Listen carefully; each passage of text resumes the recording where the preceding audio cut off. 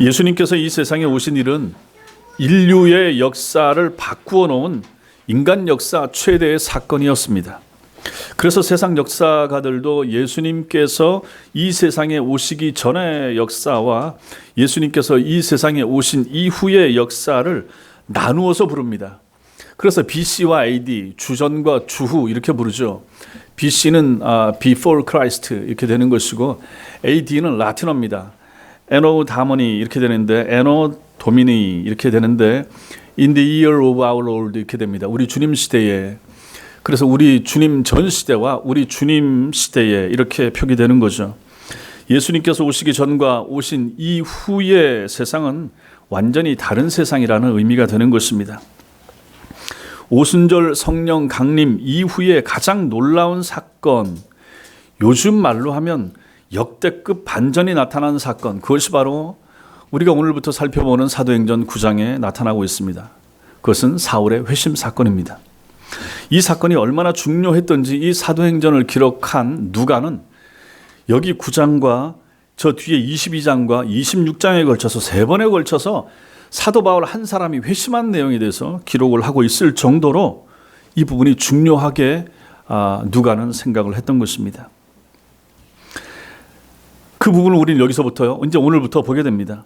예수 그리스도의 그 도를 따르는 사람들을 잡아 죽이던 사람이 그 도를 따르는 사람이 되었을 뿐만 아니라 목숨을 걸고 그 도를 전하는 사람이 됐으니 이게 얼마나 놀라운 극적인 사건이 되는 것입니다. 그러니까 이것을 기록하지 않을 수 없었던 거죠. 오늘 2절 말씀에 보시면 그 도를 다메섹 여러 회당에 가져갈 공문을 청하니 이는 만일 그 도를 따르는 사람을 만나면 이렇게 말합니다. 그 도, 그 길, 십자가의 길, 믿음의 길이 되는 것이죠. 그 길을 걸었던 사람들과 그 길을 걷는 사람들을 방해하던 사람의 이야기를 통해서 우리는 오늘 주님께서 이 부활절 아침에 우리에게 주시는 그러한 메시지, 그 음성을 들을 수 있게 되길 바랍니다. 먼저는 그 길에 방해자가 있습니다. 그 길의 방해자 사울을 볼 수가 있습니다. 1절 말씀 같이 읽겠습니다. 시작. 사울이 주의 제자들에 대하여 여전히 위협과 살기가 등등하여 대제사장에게 가서, 오늘 본문은 한동안 중단됐던 이 8장에 중단됐었죠. 사울에 관한 이야기가 다시 이어집니다. 유대교인에 의한 스데반의 순교 사건과 관련하여 사도행전, 우리가 앞에서 봤던 사도행전 7장 사도행전 7장 57절 58절 보시면 한번 넘겨보십시오. 사도행전 7장 57절 58절 그들이 큰 소리를 지르며 귀를 막고 일제히 그에게 달려들어 성 밖으로 내치고 돌로 칠세. 누구를 치는 겁니까? 스데반을 치는 사건이 나오는 거죠. 증인들이 옷을 벗어, 증인들이 겉옷을 입고 있으면 돌 들어서 스데반 치는데 거추장스러우니까 옷을 벗은 거죠. 그래서 옷을 벗어서 누구 앞에 두는가? 사울이라고 하는 청년 발 앞에 두었다. 그러면 청년 사울도 당연히 저 사람은, 스데반은 저놈은 돌에 맞아 죽어도 싸다라고 생각하고 인정하고 그 일에 동참하고 있는 거죠. 증인으로 참여하고 있었다 하는 것을 보여주는 것입니다. 사울은 스데반이 돌에 맞아 죽는 전 과정을 가장 가까이에서 직접 목격한 증인이었고, 이 증인 사울의 반응이 그 뒤에 보면 사도행전 8장 1절 앞부분에 나옵니다. 거기 보시면 사울은 그가 죽임당함을 마땅히 여기더라. 마땅히 여기더라. 충성스러운 유대교 신자였던 이 청년 사울은 예루살렘 성전과 유대교를 모독하는 스데반 같은 인간은 죽어 마땅하다고 확신하고 있었던 것입니다. 스데반의 순교를 기점으로 그리스도인들에 대한 유대교의 대대적인 박해가 시작됐습니다. 그 박해가 얼마나 혹독했던지 예루살렘에 있던 그 예루살렘 교회 초대교회 신자들이 전부 다 사도들 빼놓고는 거의 다가 흩어졌다, 이렇게 기록을 하고 있습니다. 그 박해의 선두 대열에 있었던 사람이 누군가? 바로 사울이었습니다. 그래서 8장 3절, 사도행전 8장 3절 보십시오. 사울이 교회를 잔멸할세 각 집에 들어가 남녀를 끌어다가 옥에 넘기니라. 저번에 2월 달에 설교할 때 잔멸할세가 무슨 뜻이라고 그랬습니까? 멧돼지가 뒤에 텃밭에 들어와서 파헤쳐 놓는 것을 나타낼 때 쓰는 단어가 잔멸하다, 이 단어라고 그랬습니다. 농촌에서 지금 뭐 저희 경상도 고향에서도 삼촌이 엽총 가지고 저 멧돼지 잡고 뭐 하신다고 하시는데 그 뒤에 내려와서 사과밭이든 다 흩어놓고 밟아놓으면 농사를 다 망치는 거거든요. 이게 바로 잔멸하는 것입니다. 그러니까 유대교가 사울이 기독교인들을 그리스도인들을 잔멸하려고 하고 있다. 완전히 다 잡아 죽여서 이 땅에서 남겨두지 않으려고 하는 그러한 형편이 바로 그 당시였던 것입니다. 한마디로 사울은 남녀노소 수단 방법 가리지 않고 교회를 아예 말살하려고 했습니다. 바로 그 사울의 이야기가 다시 거론되고 있는 오늘 9장 1절이 이렇게 우리가 지금 읽었던 것처럼 시작이 되는데, 사울이 주의 제자들에 대하여 여전히 위협과 살기가 등등하여, 이렇게 시작이 되고 있는 것입니다. 한글 성경에는 앞부분에 빠져 있지만은 헬라어 원문에 보면 거기 그러나가 포함되어 있습니다. 그러나가 들어있죠. 그래서 이것은 8장의 내용과 9장의 내용이 달라진다 하는 것을 보여주는 것입니다. 완전히 상반되죠. 8장 내용은 무엇이었습니까? 우리가 잘 아는 것처럼 2000년 교회 역사상 최초로 사마리아 성을 복음화시키고 이방인 이디오피아 내시에게 세례를 베푼 빌립의 활약상에 대한 그 증언이 쭉 나타나고 있죠. 8장 끝까지. 그런데 빌립이 그런 놀라운 일을 벌이던 그 순간에도 불구하고 사울은 여전히 박해자의 길을 걷고 있었다. 빌립은 이런 놀라운 하나님의 일을 하는데, 그러나 사울 같은 인간은, 사울 같은 사람은 교회를 잔멸하려고 이렇게 하고 있었다 하는 것을 표현하기 위해서 그러나 하는 단어가 거기에 들어가 있었던 것입니다. 사울은 그리스도인들에 대하여 어떤 태도를 가졌는가, 여기 보니까 여전히 위협과 살기가 등등하여, 그래서 중요한 단어가 등등하여라는 단어입니다. 등등하다, 숨을 내쉬다 하는 뜻입니다. 영어 성경에 breathing 이렇게 되어 있는데 호흡을 하는 거죠. 야수가 헐떡헐떡 되면서 씩씩대면서 달려들려고 하는 모습, 이게 바로 등등하다 그 뜻입니다. 운동선수가 계속 뛸 때 필요한 것이 무엇입니까? 산소가 필요하죠.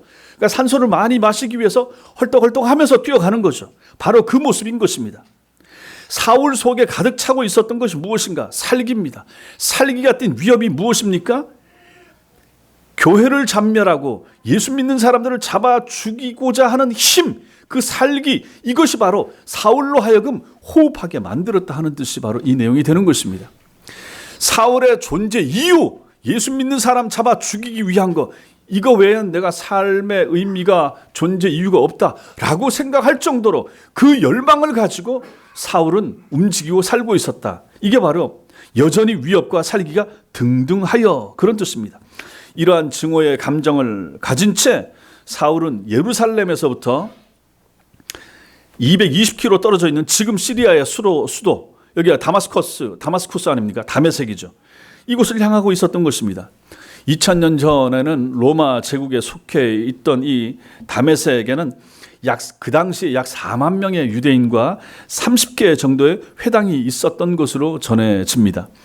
유대교의 박해를 피해서 예루살렘을 떠난 유대인들 가운데 상당수가 이 다마스쿠스로 피신했고, 그들에 의해서 이 다메섹의 유대인 중에 주님을 영접하는 유대인들이 많아지게 되었던 것입니다.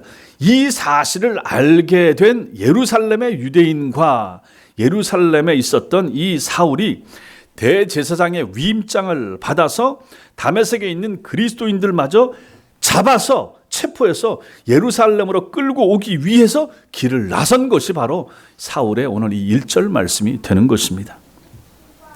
들어와서 뭐 하려고 하겠습니까? 당연히 박해해서 죽여서 없애려고 하는 거죠. 이처럼 그리스도인들을 죽이기 위해서 예루살렘에서 220km나 떨어진 다메섹까지 원정 갈 정도로 예수를 만나기 전에 사울, 은혜를 체험하기 전에 사울은 위협과 살기가 그 속에 등등하고 위협과 살기를 내뿜으면서 호흡하면서 살았던 사람, 그 사람이 바로 사울이라 하는 것입니다. 예수를 따르는 길에 있어서 가장 큰 대적자, 방해자, 그 사람이 바로 회심하기 전에 사울이었습니다. 이처럼 위협과 살기가 등등하던 이 청년 사울이 잡고자 했던 사람, 체포하고자 했던 사람들이 누굽니까? 1절 말씀에 보니까 주의 제자들 이렇게 표현합니다. 사울이 주의 제자들에 대하여 주의 제자들. 여기서 제자라고 하는 헬라어가 마데테스라고 하는 단어인데 배우다 하는 이 동사에서 나온 단어입니다. 즉 가르침을 받는 사람, 그 사람이 바로 제자입니다. 학생이 선생님과의 관계를 설명할 때 뭐라고 소개합니까? 나는 어떤 선생님 제자입니다. 이렇게 소개하지 않습니까? 그러나 그런 식으로 세상이 말하는 제자와 성경이 말하는 제자는 글자는 똑같지만 의미는 전혀 다르다 하는 것을 알 필요가 있습니다. 학생이 특정 선생님의 제자라고 해서 그 선생님으로부터 지식만 전해 듣고 배우면 되지 그 선생님의 삶까지 꼭 배울 필요는 없습니다. 당연히 좋은 선생님에게서 그 선생님의 인품과 삶도 배우면 좋지만은 세상에서는 굳이 그거 안 배워도 상관없어요. 학생들은 그 선생님 통해서 공부만 잘 배워서 학적인 지식만 갖추면 됩니다. 그러나 교회 안에서 성경에서 말하는 제자는 다르다 하는 것입니다. 세상의 제자와 주님의 제자는 그 면에서 본질적으로 다르다 하는 것입니다. 본문에서 말하고 있는 이 제자, 1절의 주의 제자가 바로 그런 의미가 되는 것입니다. 이 부분을 2절에서는 주의 제자를 뭐라고 표현합니까? 그 도를 따르는 사람 이렇게 나타내고 있습니다. 도가 뭡니까? 길입니다. 그 도를 쫓는 사람, 그 길을 쫓는 사람 이렇게 되는 거죠. 그 도를 따르는 사람, 그 길을 쫓는 사람, 그 길에서 걸어가는 사람. 그 길이 어떤 길입니까? 당연히 예수 그리스도의 길이죠. 예수를 믿는 길이죠. 주님의 제자인 그리스도인들은 단순히 성경을 배우거나 지식을 학습하는 사람이 아닙니다. 저도 마찬가지고 여러분도 마찬가지고 우리가 예수의 제자입니다라고 말했을 때는 예수에 관한 성경의 기록, 성경의 지식만 배웁니다. 이게 아니잖아요. 그리스도인은 언제 어디서나 예수 그리스도의 길을 쫓고 따르고 걷는 사람입니다. 이것이 바로 오늘 성경에서 묘사하고 있는 그 도를 따르는 사람의 의미가 되는 것입니다. 이 본문 속에 나타난 그리스도인들은 예수 그리스도의 길을 쫓아가느라 유대교의 혹독한 박해를 당해야만 했습니다. 걷느라 삶의 터전인 예루살렘을 포기하고 다메섹까지 도망가야만 했습니다. 그 길을 걷다가 돌에 맞아 죽은 사람이 스데반 말고도 상당수 있었습니다. 그 길을 걷기 위하여 예루살렘에서 220km나 떨어진 다메섹까지 피신했지만 여전히 살기 등등한 유대교 원정대의 추격을 받아야만 했습니다. 그런 사람들이 당시의 신자였던 거죠. 그 사람들이 바로 주의 제자였고 그 도를 따르는 당시의 사람들이었습니다. 그렇다면 이러한 위협과 협박, 박해로부터 벗어나는 길이 있겠습니까? 있죠. 벗어나는 간단한 방법이 있습니다. 그건 뭡니까? 그 길을 포기하면 되는 거예요. 그 길에서 벗어나면 되는 거죠. 그럼 다시는 가슴 졸이면서 두려워 떨거나 도망치거나 삶의 터전을 옮기거나 할 필요가 없습니다. 그렇지만 그들이 그 길을 포기하지 않았기에 그들의 삶은 늘 이렇게 쫓기는 삶이었고 늘 두려웠습니다. 늘 피하는 삶이었죠. 그런 신자들을 세상 사람들은 뭐라고 말합니까? 얼마나 어리석고 얼마나 한심하게 봤겠습니까? 유대교 신자들이 예수를 믿겠다고 한 사람들을 얼마나 한심하게 봤겠습니까? 그들을 사랑하는 주위 사람들이 제발 그 길을 좀 포기하라고, 바보같이 그 길을 왜 걷냐고, 예수 안 믿으면 되지 않겠냐고 그렇게 권하지 않았겠습니까? 그게 말리지 않았겠습니까? 이것은 2000년 교회 역사 계속이었습니다. 지금까지도 마찬가지 아닙니까? 아니 뭐 어리석게 교회에 가고 코로나19 끝나면 가면 되지 뭐 이러지 않겠습니까? 예수 안 믿으면 쉽잖아요. 교회 안 가면 얼마나 간단합니까? 그런 일이 얼마나 우리 주위에 비일비재합니까?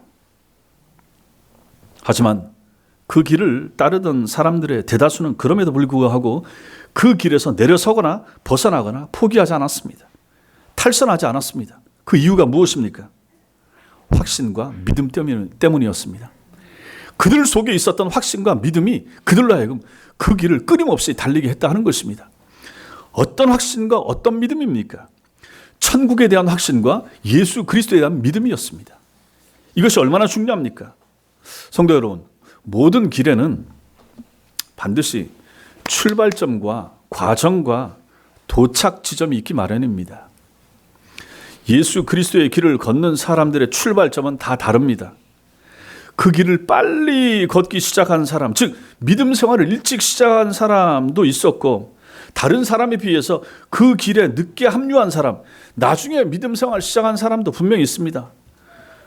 얘들처럼 모태 신앙인으로 신앙생활을 시작해서 믿음의 길을 걷기 시작한 사람도 있는 반면에 60세가 넘어서 혹은 70세가 넘어서 늦게 신앙생활을 하신 분도 있을 수가 있다 하는 것입니다. 이처럼 사람마다, 교회 나오는 신자들마다 출발점은 다 다를 수가 있지만, 일단 그 길에 올라선 사람, 그 길에 들어선 사람들은 모두 동일한 똑같은 도착 지점에 이르게 된다 하는 것은 같이 생각하고 있습니다. 이런 확신은 분명한 거죠. 그 길에 올라선 사람이 도착할 도착 지점이 어디입니까? 천국이 되는 거죠. 그 길에 일찍 올라섰든지 늦게 올라섰든지 그건 상관없지만 그 길에 목적하는 지점, 우리가 도착하는 지점은 다 똑같다 하는 것입니다. 그 지점이 어디인가? 천국이라 하는 것이죠. 예루살렘 성전에서 짐승을 잡아 제사 드리는 종교 행위나 율법에 의한 인간의 선행을 통해서 천국의 하나님 나라에 이르게 되는 것이 아니라 오직 예수 그리스도를 믿는 신앙의 길을 통해서만 영원하신 하나님께, 영원한 하나님 나라에, 천국에 이르게 됨을 그들은 확신했다는 것입니다. 이처럼 도착 지점에 대한 분명한 확신을 갖고 있었기에 2000년 전에 신앙을 지키려고 애를 썼던 그 사람들은 예수 그리스도를 따르는 그 믿음의 길을 걷는 과정에서 온갖 박해와 죽음의 위협이 몰아닥쳐도 결코 그 길을 포기하지 않았던 것입니다. 그러므로 성도 여러분, 우리에게 있어서 이 천국 신앙이라고 하는 것이 얼마나 중요한가 하는 것을 다시 한번 보게 되는 것입니다. 2000년 교회의 역사 내내 이 신앙의 길을 지켰던 사람들은 항상 천국에 대한 분명한 목적과 목표의식을 가지고 믿음 생활을 했던 사람들입니다. 그러므로 오늘을 살아가는 여러분과 저에게도 이 신앙은 너무너무 중요한 것입니다. 또 당시의 사람들이 그 신앙의 길, 그 믿음의 길을 포기하지 않았던 이유가 무엇입니까? 앞에서 말씀드렸던 것처럼 예수 그리스도에 대한 믿음 때문이었습니다. 내가 곧 길이요 진리요 생명이니 나로 말미암지 않고는 아버지께로 올 자가 없느니라 라고 하신 주님의 말씀에 대한 그 믿음과 확신 때문이었습니다. 그들은 예수 그리스도의 길, 그 길이 곧 진리의 길이요 생명의 길임을 그들은 믿었다 하는 것입니다. 말씀이 육신을 입고 이 땅에 오신 분이 예수 그리스도이시기에 예수 그리스도의 길, 그분이 가신 길, 그분이 따르라고 하신 길만이 진리의 길이라 하는 것을 그 사람들은 믿었고 확신했기 때문에 신앙을 포기하지 않았다 하는 것입니다. 인간의 죄값을 대신 치르시기 위해 십자가의 제물로 돌아가신 예수 그리스도께서 사흘째 되는 날 죽음을 깨뜨리고 부활하셨기에 예수 그리스도의 길만이 생명의 길임을 그들은 믿었던 것입니다. 그러므로 진리의 길, 생명의 길인 예수 그리스도의 길을 통해서만 하나님 아버지께 이룰 수 있음을 그들이 확신했던 것처럼 여러분과 저에게도 이런 확신과 이런 믿음은 꼭 필요한 것입니다. 살기 위해서 그 길, 신앙의 길, 진리의 길을 버리는 것은 당장은 사는 것 같지만 사실은 영원히 죽는 것이요 설령 죽는다고 해도 그 길을 고수하는 것은 영원히 사는 길이라 하는 것을 그 당시에 신자들은 알았다 하는 것입니다. 이러한 신앙과 이런 믿음이 이 시대를 사는 여러분과 저에게도 얼마나 필요한 것입니까? 그러므로 성도 여러분, 천국에 대한 확신과 예수 그리스도에 대한 믿음만이 우리를 그 길에서 벗어나지 않게 해준다는 사실을 믿으시기 바랍니다. 이런 믿음 가지고 앞으로도 믿음 생활을 바르게 하는 여러분과 제가 되시길 바랍니다. 마지막으로 우리는 이 말씀에서 하나를 더 볼 수 있습니다. 똑같은 내용입니다.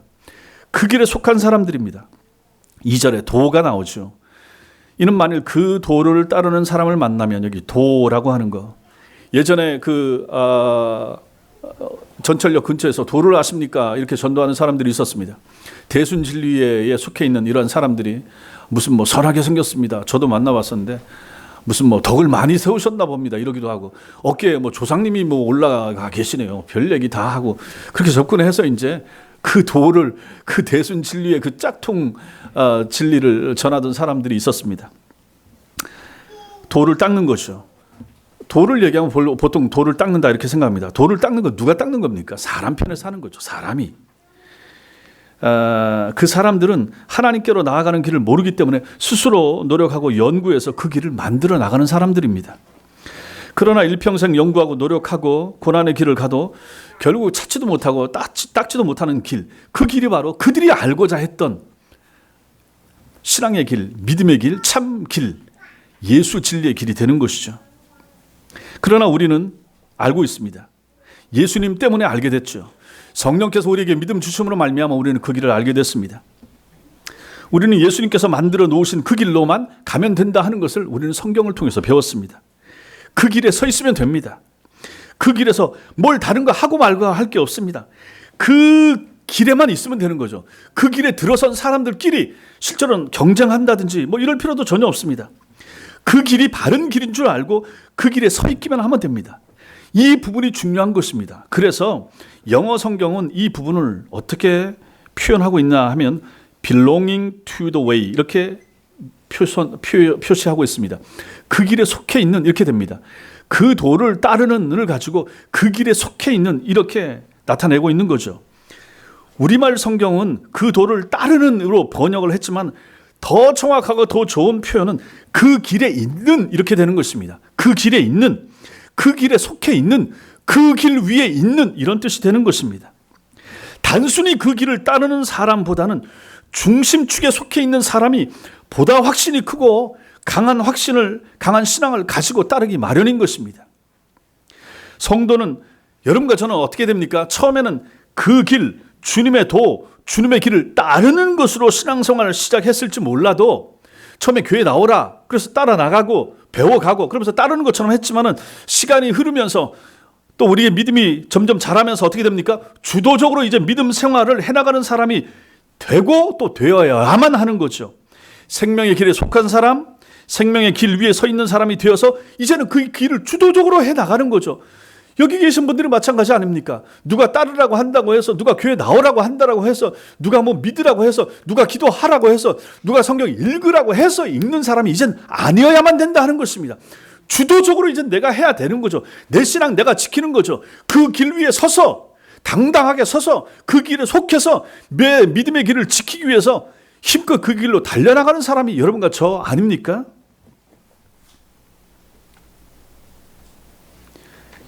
그러나 교회 안에는 그런 사람들만 있는 것이 아닙니다. 그래서 돌아봐야 됩니다. 내 자리는 어딘가? 내 위치는 어디인가? 내 신앙의 현 주소가 어디인가? 교회 안에서도 항상 그렇지 않습니까? 외곽에 빠져 있는 사람이 있어요. 이방인처럼 되어 있는 사람이 있어요. 주변인처럼 있는 사람들이 어느 교회든지 있기 마련인데 그래서 안 된다 하는 것을 우리는 이 말씀에서 보게 되는 것입니다. 아니 만약에 여러분들이 집을 구한다 그러면 보통 집 구하면 전부 다 뭐 역세권 이렇게 하면서 그 전철 타기 좋고 뭐 교통 좋은데 어디라고 애를 쓰잖아요. 아파트를 얻는다 그래도 뭐 로얄층 해가지고 그런 데 가기를 원하시잖아요.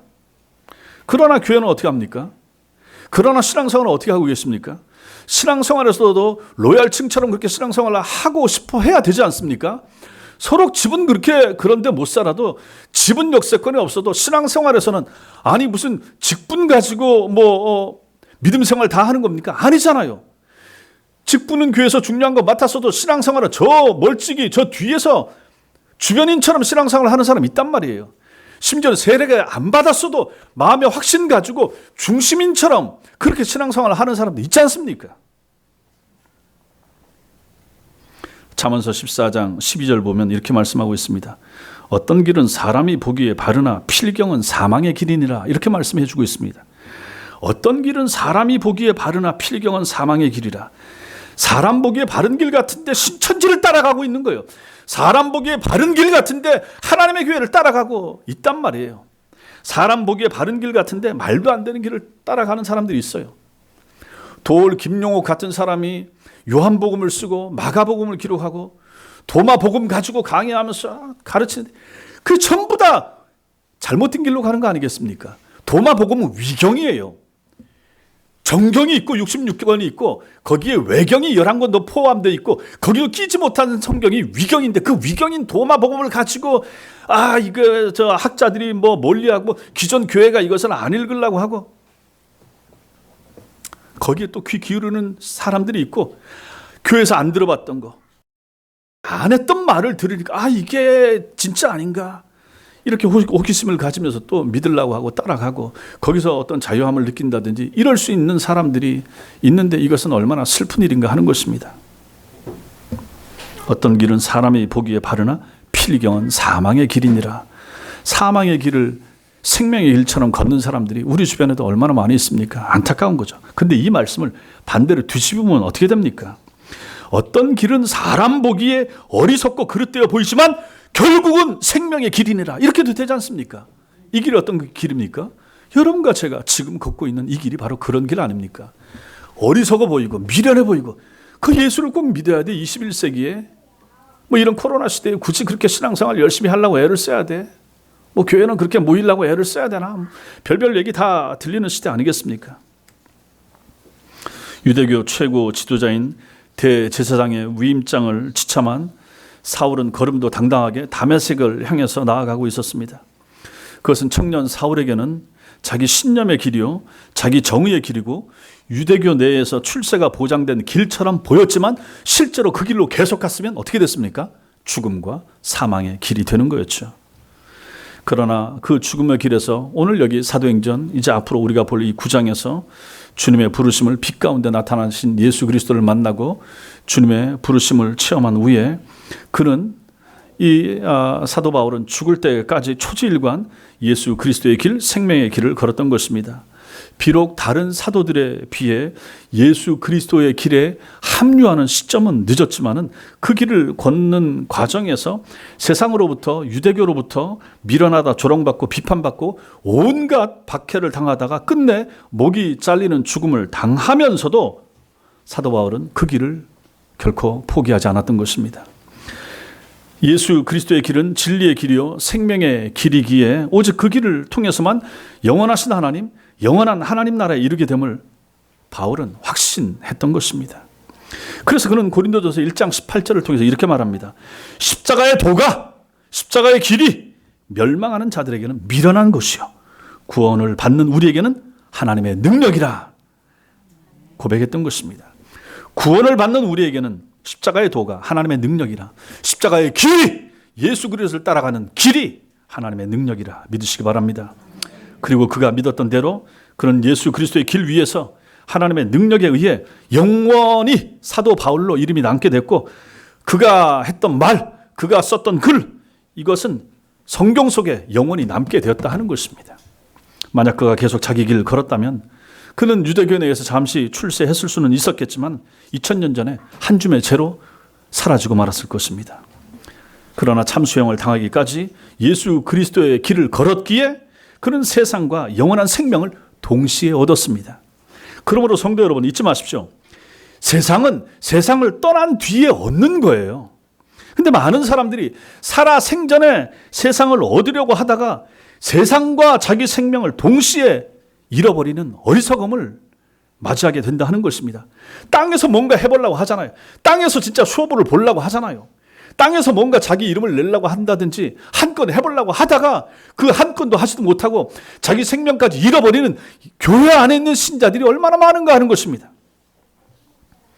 이런 관점에서 바울은 위대한 승리자였던 것입니다.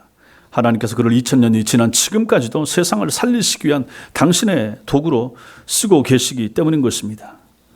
그러나 보십시오. 3년 동안 예수 그리스도를 따라 예수 그리스도의 길을 쫓던 가룟 유다는 결국에는 그 길에서 벗어나 탈선하여 자기 길을 가고 말았습니다.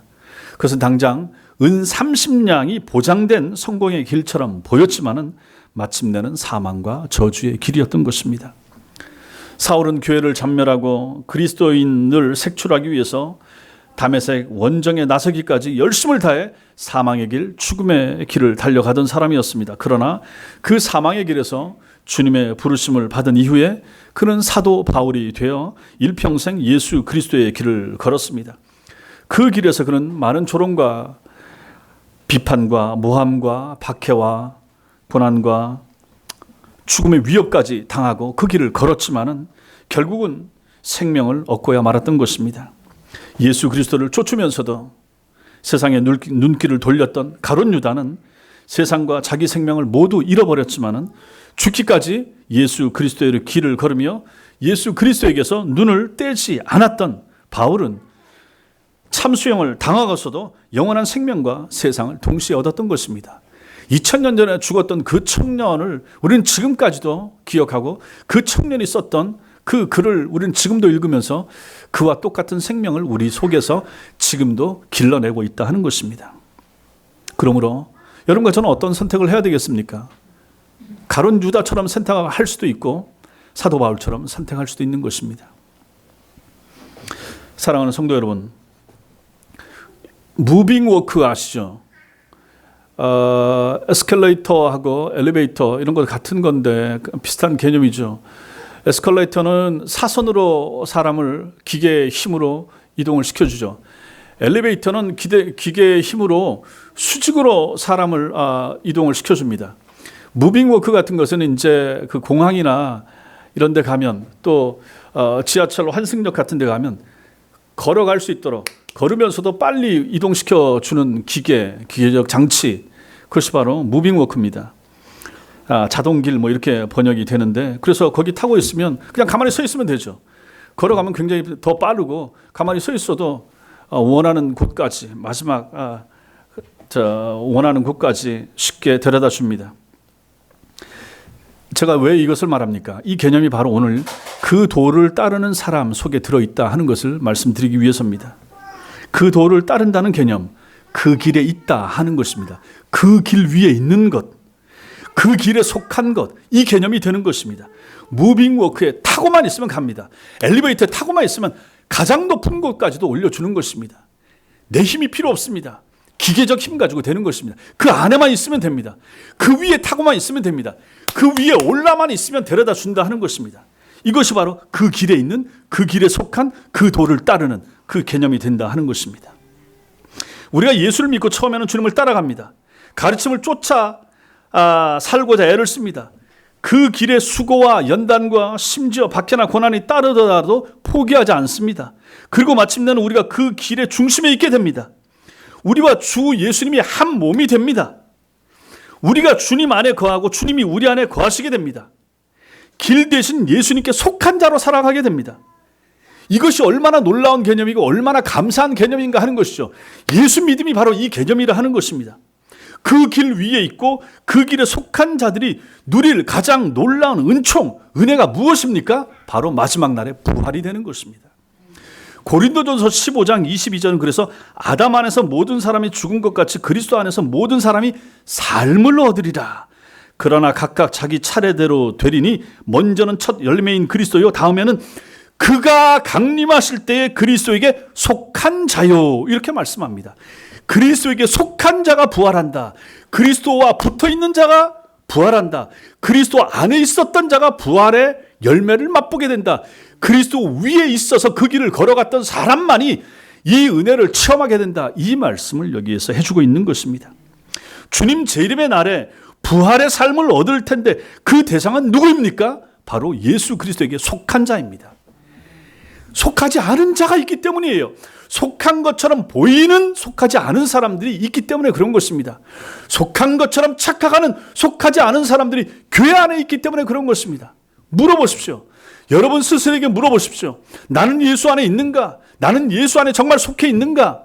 나는 예수 안에 속한 자처럼 살고 있는가? 나는 예수 위에 올라타고 지금 이 길을 걸어가고 있는가?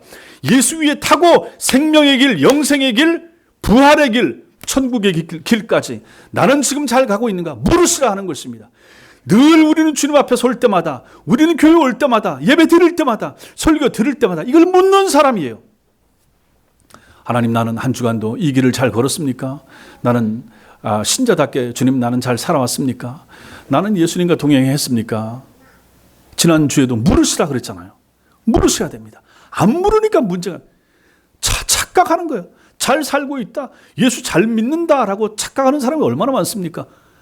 그렇게 살면 지옥 가는데, 그렇게 살면 천국에 못 가는데, 그 길은 이미 탈선한 길인데, 탈선한 길 가면서도 확신 가지고 당당하게 회심하기 전에 사울처럼 걸어가는 사람들, 신천지에 걸어가면서도 이만희의 그 말도 안 되는 것을 들으면서, 그 비유풀이 들으면서 그걸 진리라고 생각하는 그 가짜들이 얼마나 많은가 하는 것입니다. 여러분들은 어떤 분들입니까? 물어보십시오. 여러분들은 제대로 바른 길 걷고 계십니까? 여러분들은 정말로 그리스도에게 속한 자로 살아가십니까? 예수 믿는 참된 길 위에 지금 걷고 계십니까? 물으시라 하는 것입니다. 주님 재림의 날에 부활의 삶을 우리가 다 얻게 될 텐데, 그 대상이 바로 그리스도에게 속한 자에게만 해당이 된다 하는 사실입니다. 성도 여러분, 오늘 부활절입니다. 누가 부활을 기뻐합니까? 누가 부활을 기뻐해야 됩니까? 그리스도에게 속한 자들만 부활을 기뻐하는 것입니다. 누가 부활을 소망합니까?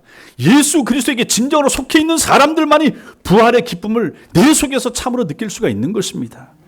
누가 부활을 전파합니까? 누가 전도하면서 예수 부활 믿으십시오, 당신도 죽을 거지만 죽고 나서 부활하게 될 것입니다 라고 누가 전하게 됩니까? 예수 그리스도 안에 살고 있는 사람, 예수 그리스도에게 속한 사람만이 이것을 전파할 수 있게 되는 것입니다. 사랑하는 성도 여러분, 예수 그리스도를 믿는 길 위에 항상 머무시기 바랍니다. 이 길에서 탈선하지 마시기 바랍니다. 기차가 탈선하면 죽음입니다. 사고입니다. 마찬가지입니다. 신앙의 길에서 탈선하는 사람들도 얼마나 자주 보게 됩니까?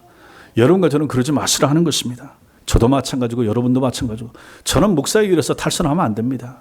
설교자의 길에서 벗어나서는 안 되는 거죠. 목회자의 길에서 벗어나서 안 되는 거죠. 여러분도 마찬가지입니다. 성도의 길에서, 신자의 길에서, 예수 그리스도에게 속한 자의 길에서 벗어나지 마시라는 것입니다. 하나님을 사랑하고 교회를 사랑하고 말씀을 사모하고 성도들을 아끼고 사랑하는 그 믿음의 길, 성도의 길에서 벗어나지 않는 하나님의 사람들.